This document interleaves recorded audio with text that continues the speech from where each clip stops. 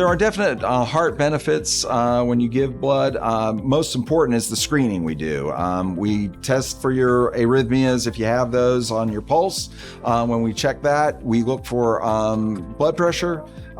We actually run a cholesterol screen. We want to make sure our donors are healthy so that when they give us blood, they're not affected. So we do pulse, we do blood pressure, we check temperature, we do a quick arm check to make sure there's no bruising, anything like that. We do a hemoglobin check. We make sure that you're not anemic. We can detect arrhythmias. If somebody's got missing beats or AFib, something like that, we can pick that up. And high blood pressure, we often see people who come back repeatedly, and we monitor that for that.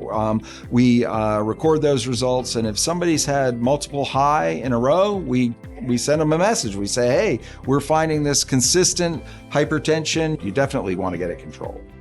Your bone marrow is always producing new blood cells. So when you remove some, your body naturally kicks up and replaces those. That would happen if you cut yourself and bled or if you donate your blood. So you do get a little bit of new cells. New cells are actually a little bit larger blood cells, and they carry a little bit more oxygen with them.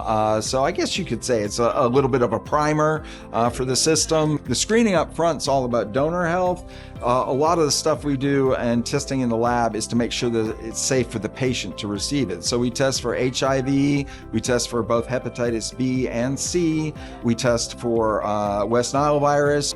We were testing at one point for syphilis, and we do a lot of screening for things that we know can be passed through blood. We like to say give hope, health, healing, and comfort. So for some folks, you're saving a life. The trauma victim, the mom in childbirth who's having excessive bleeding, that unit of blood is absolutely the therapy that they need to bridge to healing. Sometimes it's comfort and quality of life that we're giving the patient.